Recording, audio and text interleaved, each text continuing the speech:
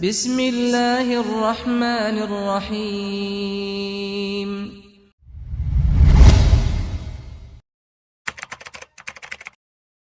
Bismillahirrahmanirrahim. Assalamualaikum warahmatullahi wabarakatuh.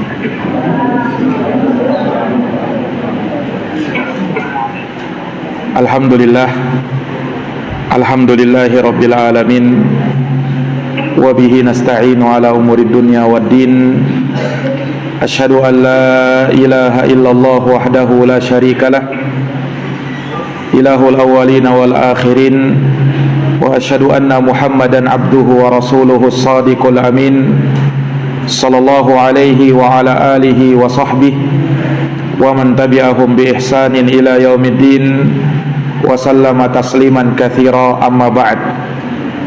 Subhanaka la ilma lana illa ma 'allamtana innaka antal alimul hakim. Allahumma 'allimna ma yanfa'una wanfa'na bima 'allamtana wa zidna ilma ya rabbal alamin. Rabbi shrah li sadri wa yassir li amri wahlul 'uqdatam min lisani yafqahu qawli.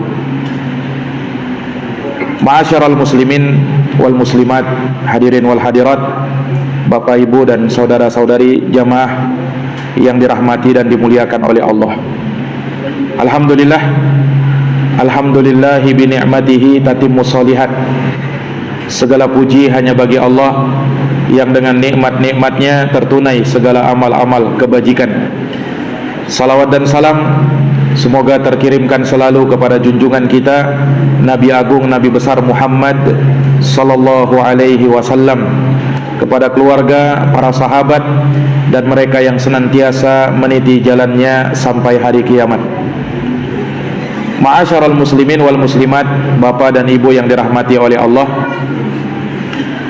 pada malam hari ini kembali dengan taufik Allah Subhanahu wa taala kita dapat melanjutkan kajian kita membahas kitab Al-Arba'in An-Nawawiyah lil Imam Abu Zakaria Yahya bin Sharaf An-Nawawi rahimahullahu ta'ala, di mana pada malam ini kita masuk pada Al-Haditsus Tsani wa Tsalathun, hadis yang ke-32. Kata Imam Nawawi, An Abi Sa'idin Sa'd bin Malik ibn Sinan Al-Khudri radhiyallahu anhu anna Rasulullah sallallahu alaihi wasallam qala la darar wa la dirar. Haditsun hasanun rawahu Ibnu Majah wa Daruqutni wa ghairuhuma musnadan. Wa rawahu Malikun fil Muwatta mursalan an Amr ibn Yahya an abihi anin Nabi sallallahu alaihi wasallam fa asqata Aba Sa'idin wa lahu turuqun yuqawi ba'daha ba'dha. Kata Imam Nawawi dari Abu Sa'id Sa'ad bin Malik bin Sinan Al-Khudri radhiyallahu anhu bahwa Rasulullah sallallahu alaihi wasallam bersabda, la darar wa la dirar. Tidak ada bahaya, tidak boleh memberikan mara bahaya kepada orang lain, wala dirar, dan tidak boleh membalas suatu bahaya dengan bahaya. Hadits ini adalah hadits yang hasan, diriwayatkan oleh Imam Ibnu Majah dan Ad-Daruqutni serta selain keduanya secara musnad, dan juga diriwayatkan oleh Imam Malik dalam kitabnya Al-Muwatta secara mursal dari Amr bin Yahya dari bapaknya dari Nabi sallallahu alaihi wasallam, digugurkan nama sahabat yaitu Abu Sa'id Al-Khudri. Dan hadits ini memiliki beberapa jalan yang sebagiannya menguatkan sebagian yang lain. Kalau kita lihat takhrijnya secara lengkap, hadits ini diriwayatkan oleh Imam Ibnu Majah dalam sunannya, Imam Ahmad dalam musnadnya, Abu Ya'la dalam musnadnya, At-Tabrani dalam Al-Kabir, diterima dari sahabat Abdullah ibnu Abbas radhiyallahu anhuma, dan juga diriwayatkan oleh Imam Al-Hakim dalam Al-Mustadrak, Ad-Daruqutni dalam sunannya, Al-Baihaqi dalam Al-Kubra, dan juga diriwayatkan oleh Imam Malik secara mursal dari hadis Abu Sa'id Al-Khudri radhiyallahu anhu. Dan hadis ini wallahu alam bisa dihasankan dari seluruh jalan-jalannya dan dihasankan oleh Syekh Saleh Al-Syekh hafizahullahu taala wa ra'ahu. sehingga hadits ini bisa dijadikan sebagai hujjah di dalam beragama. Para hadirin yang dirahmati oleh Allah, hadits ini diterima dari sahabat yang mulia yang dikenal dengan Abu Sa'id Al-Khudri. Nama lengkap beliau Sa'ad ibnu Malik ibni Sinan ibni Tha'labah ibni Ubaid ibni Abhar ibni Auf ibni Al-Harith ibni Al-Khazraj Al-Ansari Al-Khazraji Al-Ansari radhiyallahu ta'ala anhu. Nah, beliau dari sahabat Ansar yang tinggal di Madinah dari suku Khazraj. Adapun Al-Khudri sendiri itu nisbat kepada Khudrah. Khudrah ini adalah nama kakek beliau yang keempat yang bernama Abhar ibni Auf. Maka beliau dinisbatkan kepadanya Al-Khudri. Beliau dinisbatkan kepadanya Al-Khudri. Iya. Beliau dan bapaknya dua-duanya adalah sahabat. Maka kita doakan beliau dengan radhiyallahu anhuma. Semoga Allah meridhai keduanya, yaitu beliau dan bapaknya, karena dua-duanya adalah sahabat Nabi sallallahu alaihi wasallam. Para hadirin yang dirahmati oleh Allah, Abu Sa'id Al-Khudri radhiyallahu anhu, beliau termasuk sahabat yang mengenal dan tahu kejadian-kejadian di masa sahabat. Beliau termasuk dari fuqaha dan sahabat yang banyak meriwayatkan hadis dari Nabi sallallahu alaihi wasallam. Sebagaimana yang sering kita singgung bahwa ada 7 orang sahabat Nabi yang paling banyak meriwayatkan hadis. Disebutkan oleh Imam As-Suyuti di dalam bait syairnya. Kata beliau, al-mukthiruna fi riwayatil athari Abu Hurairah, yalih Ibnu Umar, wa Anasun wal habru kal Khudri wa Jabirun wa zaujatun Nabi sallallahu alaihi wasallam. 7 orang sahabat yang paling banyak meriwayatkan hadis. Yang pertama Abu Hurairah, kemudian setelahnya Ibnu Umar, Anas bin Malik, kemudian habrul ummah yaitu sahabat Ibnu Abbas, kemudian wal Khudri, apakal Khudri yaitu sahabat Abu Sa'id Al-Khudri, sahabat yang kita bacakan biografinya ini, kemudian wa Jabirun, sahabat Jabir bin Abdullah, dan yang terakhir wa zaujatin Nabi, istrinya Nabi SAW, yaitu Sayyidah Aisyah radhiyallahu anha. Abu Sa'id Al-Khudri meriwayatkan hadis dari Nabi SAW sekitar 1170 hadis yang diriwayatkan oleh sahabat Abu Sa'id Al-Khudri radhiyallahu ta'ala anhu. Nah, maka dari sana beliau menjadi seorang yang dikenal ya ahli dalam fikih, sahabat Abu Sa'id Al-Khudri ini. Beliau menyaksikan peperangan bersama Nabi sallallahu alaihi wasallam dan juga bapaknya. Akan tetapi bapak beliau ya terbunuh sebagai seorang yang syahid pada perang Uhud. Ya, jadi bapak beliau Malik ibnu Sinan itu terbunuh dalam perang Uhud. Nah, sementara Abu Sa'id Al-Khudri ketika itu tidak ikut perang Uhud karena beliau masih kecil. Ya, perang yang pertama beliau saksikan, yang beliau ikuti adalah perang Khandaq. Dan setelahnya beliau selalu bersama Nabi SAW menghadiri peperangan bersama Nabi. Ada sekitar 12 perang ya, jihad fisabilillah yang dihadiri oleh sahabat Abu Sa'id Al-Khudri radhiyallahu ta'ala anhu.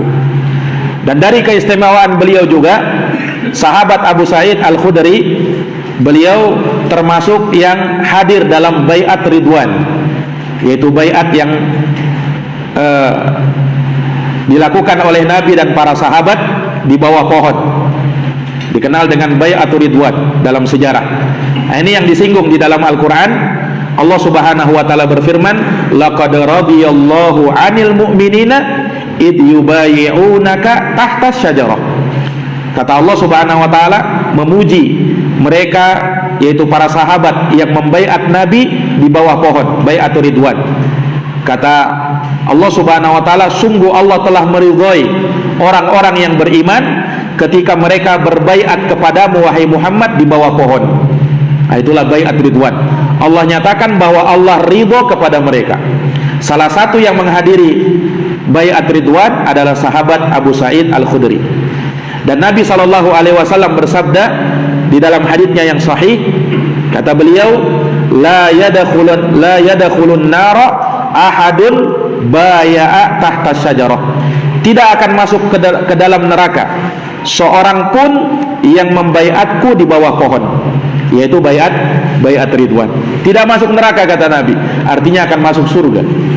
Nah, ini keutamaan mereka yang menghadiri baiat ridwan, dan salah satunya adalah sahabat Abu Sa'id Al-Khudri radhiyallahu an. Beliau meninggal dunia pada tahun 74 Hijriah dan dikuburkan di Baqi. Beliau dikuburkan di Baqi, yaitu di Madinah. Radhiyallahu taala anhu wa ardhah. Semoga Allah Subhanahu wa taala meridhai sahabat yang mulia Abu Sa'id Al-Khudri, Sa'ad ibnu Malik ibni Sinan Al-Khudri radhiyallahu taala anhu. Beliau meriwayatkan banyak hadis, salah satunya hadis yang kita bacakan pada malam hari ini, di mana Rasulullah sallallahu alaihi wasallam bersabda, la dharar wala dirar. Tidak boleh memberikan mara bahaya kepada orang lain, dan tidak boleh membalas bahaya dengan bahaya. Tidak boleh membalas suatu kemudaratan dengan kemudaratan. Iya. Para hadirin yang dirahmati oleh Allah, di sini Nabi SAW menafikan la darar. La di situ dalam bahasa Arab dia adalah la nafiyatun lil jins, yang menafikan semua jenis isim yang ada di depannya. Tidak ada yang namanya darar, tidak ada yang namanya mudarat, dan tidak boleh yang namanya mara bahaya. Dan dalam bahasa Arab an-nafyu ablaq minan nahi. Ya, disebutkan oleh para ulama bahwasanya kalau sesuatu itu ditiadakan, dinafikan, ditiadakan, itu lebih dalam maknanya daripada sekedar melarang. Daripada sekedar melarang. Kenapa? Karena kalau dinafikan, maka maknanya tidak ada dan juga sekaligus dilarang. Nah, sehingga meniadakan lebih dalam maknanya dari sekedar melarang.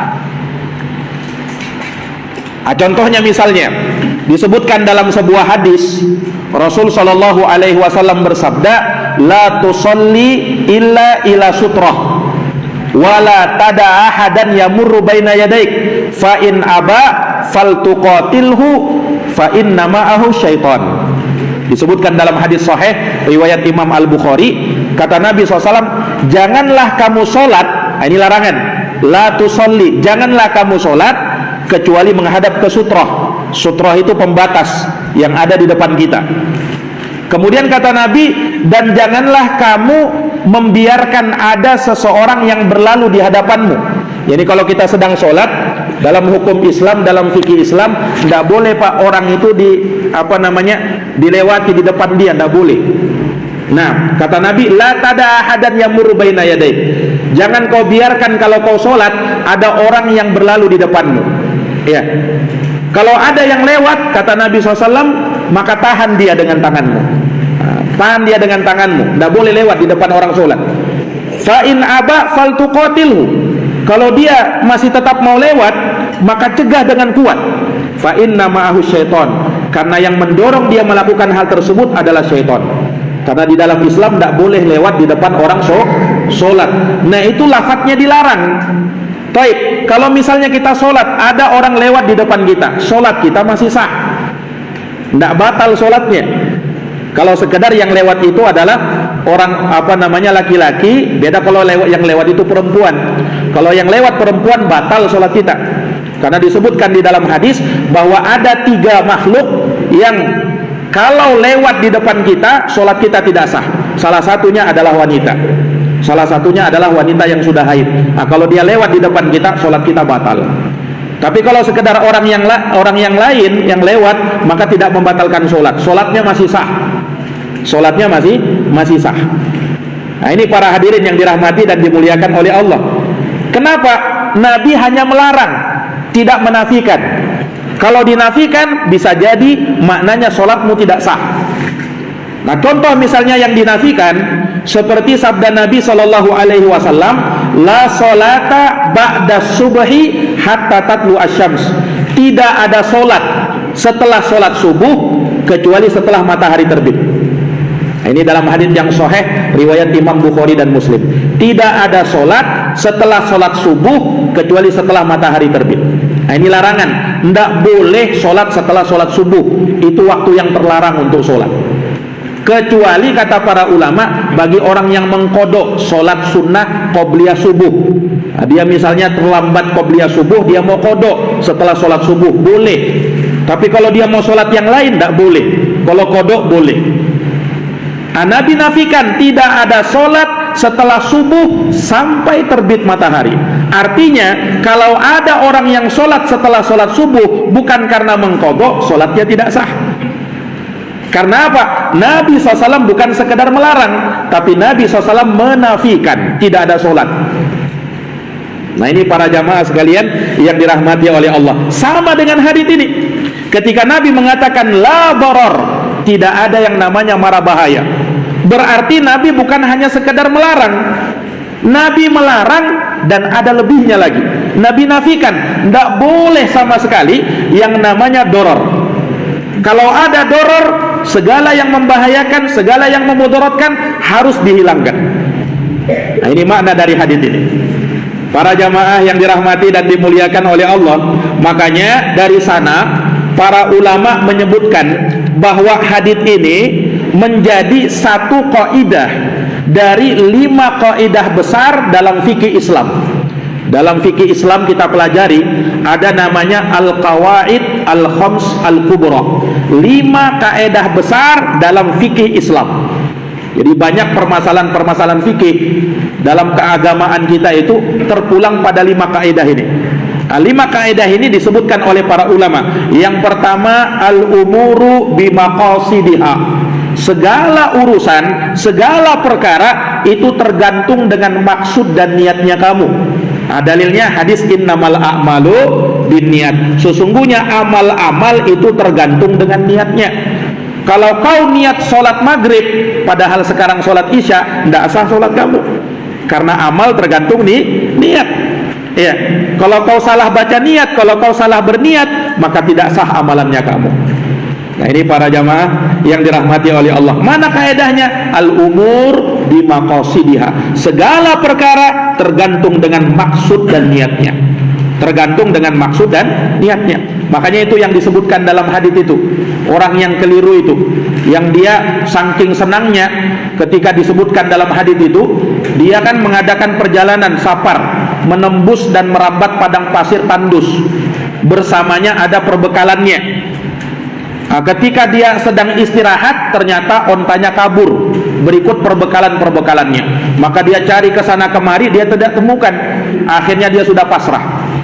Sampai dia pasrah berbaring di sebuah pohon, ternyata pas dia bangun, ontanya sudah ada di depannya. Maka dia pun bergembira, dan saking gembiranya dia mengatakan, Allahumma anta abdi wa ana rabbuk. Ya Allah, kamu adalah hambaku dan saya adalah Tuhanmu. Kata Nabi, dia salah ucap gara-gara saking gembiranya. Nah orang ini tidak memaksudkan. Andaikan dia maksudkan, kafir orang ini, ya kan? Masa dia mengatakan bahwa kamu ya Allah adalah hambaku, saya adalah Tuhanmu? Mengaku Tuhan. Yang mengaku Tuhan dalam sejarah manusia cuma 2 orang, yaitu Fir'aun dan Namrud saja. Nah, tapi orang ini mengatakan bahwa aku adalah Tuhanmu, bukan sengaja dia, salah ucap. Nah, maka al-umur bimaqasidiha. Segala perkara tergantung dengan maksud dan tujuannya kamu. Apa tujuanmu itu? Apa maksud, apa niatnya kamu? Nah, itu kaidah yang pertama. Kaidah yang kedua ada namanya kaidah al-yaqinu la yazulu bisyak. Keyakinan itu tidak boleh hilang hanya gara-gara ada keraguan. Nah, yakin itu yang dipegang, sementara yang ragu-ragu itu dibuang. Ada orang wudhu misalnya, sudah wudhu dia, kemudian pas itu dia sholat, ragu dia, ini tadi kentut kah atau tidak kentut ini? Ragu, buang keraguan. Kenapa? Yang yakin kita sudah wudhu tadi, kemudian sudah sholat. Ini yang meragukan, ini buang ini. Karena yang ragu-ragu itu biasanya dari syaitan. Al-yaqinu la yazulu bisyak. Yang namanya keyakinan tidak boleh hilang gara-gara adanya keraguan. Ini kaidah besar juga, diperlukan oleh kita. Kemudian kaidah yang ketiga, ada namanya al-masyaqqatu tajlibut taysir. Segala yang menyulitkan itu mendatangkan kemudahan. Sulit kamu beribadah, ada kemudahan. Tidak bisa kamu berwudu, ada syariat tayamum. Tidak bisa kau sholat berdiri, sholat dalam keadaan duduk. Tidak bisa kau duduk, sholat dalam keadaan berbaring. Ada kemudahan-kemudahan. Al-masyaqqatu tajlibut taysir. Segala yang menyulitkan bisa mendatangkan kemudahan. Makanya ada syariat mengqashar sholat ketika safar. Makanya ada syariat menjamak sholat ketika sakit atau safar. Ini semua kemudahan-kemudahan. Kaedahnya al-masyaqqatu tajlibut taysir. Segala yang menyulitkan bisa mendatangkan kemudahan. Nah, kaedah yang keempat, inilah kaedah yang menjadi dalil pembahasan kita. Diungkapkan oleh para ulama, ad-dararu yuzal. Segala yang memudaratkan, segala yang memberi mara bahaya mesti dihilangkan. Nah, ini yang akan menjadi pembahasan kita. Dan kaedah yang kelima, kaedah besar dalam Islam, al-adatu muhakkamah. Adat istiadat yang berlaku di sebuah tempat terkadang bisa menetapkan sebuah hukum. Nah, ini 5 kaidah ini sangat panjang penjabarannya. Para hadirin yang dirahmati dan dimuliakan oleh Allah, yang kita bahas hanya 1 kaidah saja. La darar wala dirar. Tidak ada bahaya dan tidak boleh memberikan mara bahaya. Para hadirin yang dirahmati dan dimuliakan oleh Allah Subhanahu wa taala, kita tidak boleh membahayakan diri sendiri. Demikian pula kita tidak boleh membahayakan orang lain. Membahayakan diri sendiri, segala tindakan yang membahayakan, baik itu membahayakan agama kita misalnya, segala yang bisa membahayakan agama kita maka harus dihilangkan. Makanya adanya kesyirikan kepada Allah, adanya kebid'ahan di dalam agama mesti dihilangkan. Kenapa? Syariat melarang. Tidak boleh yang namanya kesyirikan kepada Allah, tidak boleh ada perbuatan-perbuatan yang menyimpang di dalam agama. Nah, itu harus dihilangkan. Demikian pula segala tindakan-tindakan sihir dan perdukunan. Sebab sihir dan perdukunan bertentangan dengan agama, memudaratkan agama. Maka segala sihir dan perdukunan mesti dihilangkan. Kaidahnya mana? Ini la darar wala dirar. Tidak boleh ada bahaya dan tidak boleh memberi mara bahaya, baik pada diri sendiri maupun pada orang lain. Demikian pula tidak boleh memberi bahaya terhadap jiwa sendiri, baik jiwa sendiri maupun jiwa orang lain. Makanya tidak boleh ada tindak terorisme, karena itu membahayakan nyawa dan membahayakan orang lain. Nah, itu tidak boleh di dalam agama kita.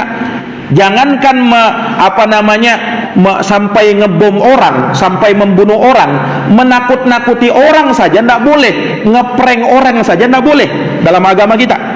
Rasulullah sallallahu alaihi wasallam bersabda, la yahillu li muslimin ayyurawi musliman. Tidak halal seorang muslim menakut-nakuti muslim yang lain, ngeprank saudaranya.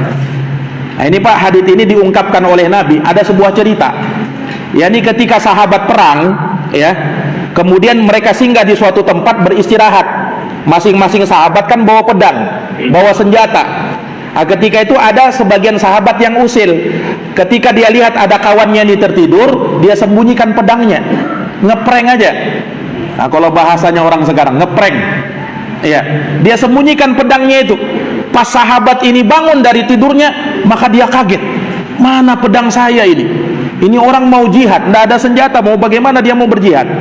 Nah, sahabat yang menyembunyikan pedangnya ini ketawa-ketawa dia.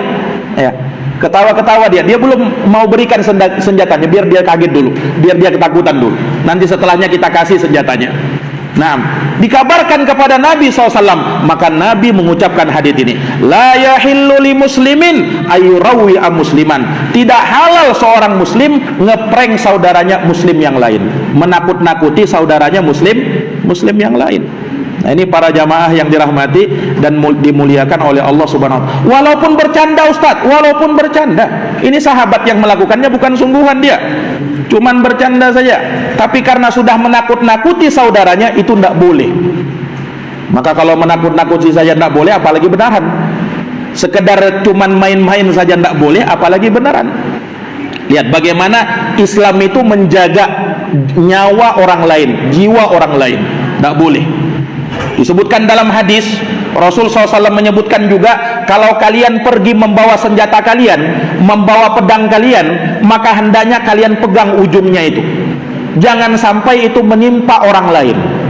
Subhanallah. Nah, itu di dalam Islam seperti itu. Kenapa? Untuk apa? Menjaga jiwa dan nyawa orang lain. Nah, itu mudarat dan bisa memunculkan mudarat. Maka tidak diperbolehkan di dalam agama kita. Nah, ini para hadirin yang dirahmati dan dimuliakan oleh Allah Subhanahu wa taala. Demikian pula segala yang bisa merusak akal, yang bisa memudaratkan akal. Makanya syariat mengharamkan yang namanya khamar, segala yang memabukkan. Rasulullah bersabda, kullu muskirin khamrun wa kullu muskirin haramun. Segala yang memabukkan itu namanya khamar, dan segala yang memabukkan itu haram hukumnya. Maka segala yang bisa merusak akal ini maka dilarang di dalam agama kita. Para hadirin yang dirahmati dan dimuliakan oleh Allah Subhanahu wa taala, demikian pula segala yang memudaratkan harta kita maka dilarang di dalam Islam. Maka tidak boleh yang namanya pencurian, perampokan, pembegalan dan segala macam yang bisa merugikan harta orang lain. Nah, itu dilarang di dalam Islam. Kenapa? Memudaratkan. Iya, diharamkan yang namanya riba. Kenapa? Riba bisa memudaratkan harta. Diharamkan yang namanya riswah, bahkan dilaknat orang yang melakukan riswah. Riswah itu sogok menyogok. Rasulullah bersabda, la'anallahu rashi wal murtashi. Allah melaknat orang yang menyogok dan minta disogok. Ketika dia menyogok dilaknat oleh Allah, orang yang minta disogok juga dilaknat oleh Allah Subhanahu wa taala. Ini para jamaah, kenapa? Semuanya itu memudaratkan harta manusia. Nah, segala yang memudaratkan maka dilarang di dalam agama kita. Segala yang memberi mara bahaya maka dilarang di dalam agama kita. Para hadirin yang dirahmati dan dimuliakan oleh Allah Subhanahu wa taala, hadis ini la dharar wala dirar. Para ulama menyebutkan beberapa pembahasan dan beberapa penafsiran tentang hadis ini, yang mana muaranya sama. Tidak boleh kamu memberikan mara bahaya. Para ulama menyebutkan mara bahaya itu tidak boleh, baik kau sengaja maupun kau tidak sengaja. Tidak sengaja saja tidak boleh, apalagi sengaja. Dan segala yang memudaratkan harus dihilangkan. Tidak boleh kamu memberikan mudarat dalam bentuk apapun kepada siapapun. Tidak boleh kamu memberikan mara bahaya dalam bentuk apapun dan kepada siapapun. Kalau terjadi mara bahaya harus diangkat dan harus dihilangkan. Nah, ini para jamaah yang dirahmati dan dimuliakan oleh Allah. Kemudian mudarat itu tidak boleh kau lakukan baik pada dirimu maupun pada orang lain. Mudarat itu tidak boleh kau lakukan baik kamu memulainya atau kamu membalas orang lain. Tidak boleh kau balas mudarat dengan mudarat, apalagi sampai mendolimi dia. Nah, ini para jamaah yang dirahmati dan dimuliakan oleh Allah Subhanahu wa taala. Ya, makanya di dalam Islam, di dalam agama kita, ya, ini disebutkan perkara seperti ini, ya, dikarenakan apa? Dikarenakan ketika mudarat itu ada, itu pasti akan merugikan banyak pihak, merugikan dirinya sendiri, demikian pula merugikan orang lain. Para jamaah yang dirahmati oleh Allah, bukan artinya seseorang itu tidak boleh membalas apa yang dilakukan oleh orang lain. Di dalam agama boleh hukumnya membalas kejelekan orang lain, tetapi ada syaratnya.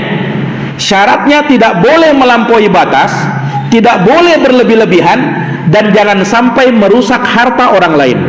Makanya disebutkan dalam hadis, Rasulullah pernah bersabda, al-mustataban maqala wa alal badi minhuma al-ithmu ma lam ya'tadi al-madlum. Kata Nabi SAW dalam hadis riwayat Muslim, dua orang yang saling mencela satu sama lain, maka dosanya ditanggung oleh orang yang memulai. Yang memulai apa? Mencela. Sepanjang orang yang dicela itu tidak melampaui batas ketika membalas. Dan di dalam Al-Quran dikatakan, wa jazaa'u sayyi'atin sayyi'atun misluha.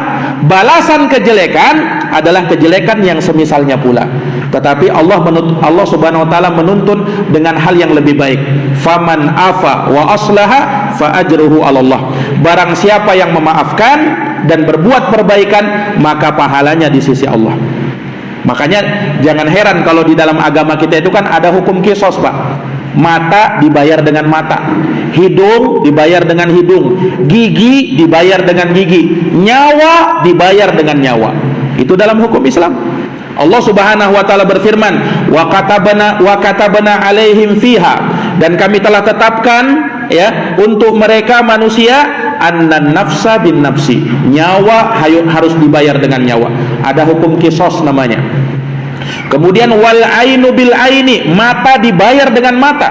Kalau kau butakan mata orang lain, balasannya kau dibutakan juga matamu.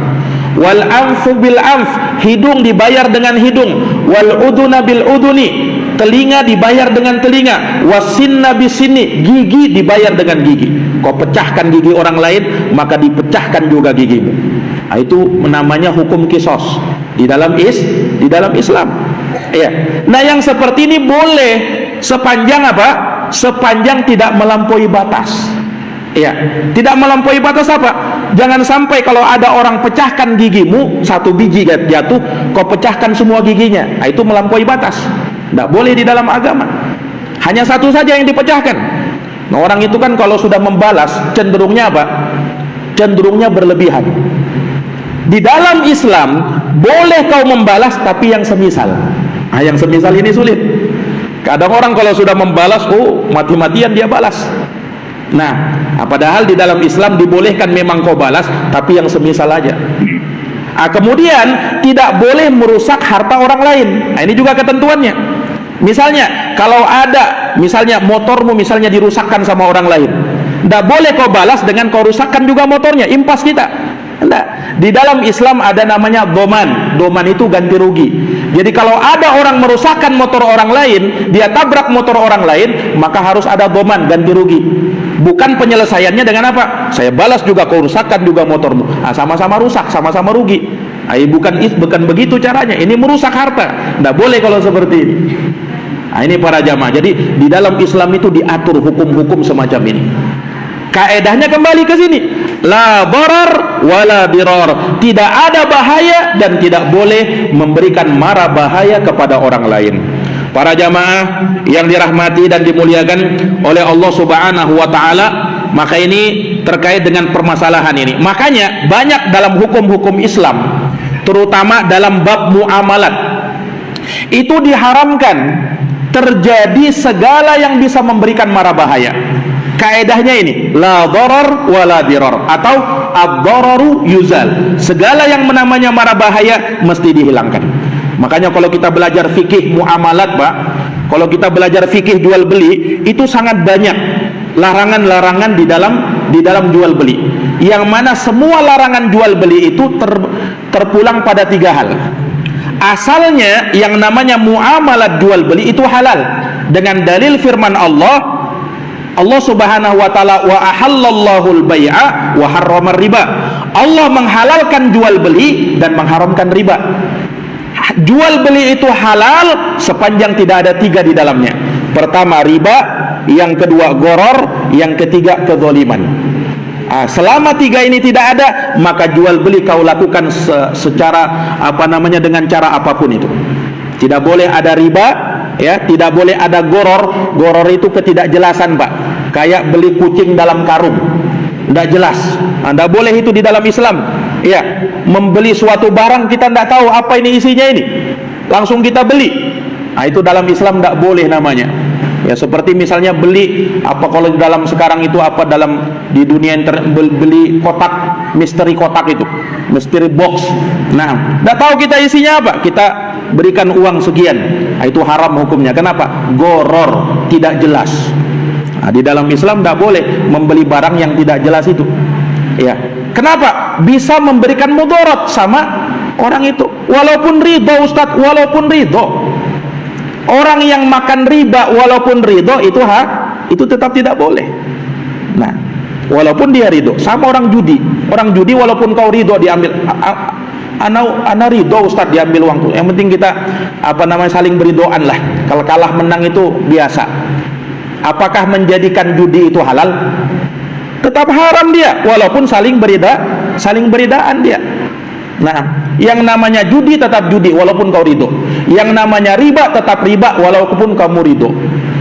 Nah, ini para jamaah yang dirahmati dan dimuliakan oleh Allah Subhanahu wa taala. Maka dilarang di dalam Islam adanya al-ghish, penipuan. Dalam bentuk apapun yang namanya penipuan. Mengurangi takaran dan timbangan ketika jual beli, haram hukumnya. Ya. Demikian pula al-ghish. Rasul pernah bersabda, man ghasyana falaysa minna. Barang siapa yang menipu, maka dia bukan dari golonganku. Ini Nabi ucapkan, Pak, kepada seorang pedagang buah. Jadi ada sahabat Nabi SAW ketika lewat di pasar, Nabi lihat pedagang buah. Tiba-tiba Nabi langsung masukkan tangannya ke dalam kumpulan makanan itu, ke dalam kumpulan buah itu. Nabi masukkan tangannya, Nabi angkat, kemudian basah. Kata Nabi, apa ini wahai pedagang buah? Apa ini? Kata pedagang ini, ya Rasulullah, asabahus sama. Ya Rasulullah, itu ditimpa hujan ya Rasulullah. Kata Rasulullah, kenapa kau tidak jadikan di atas? Kenapa kau jadikan dia di bawah?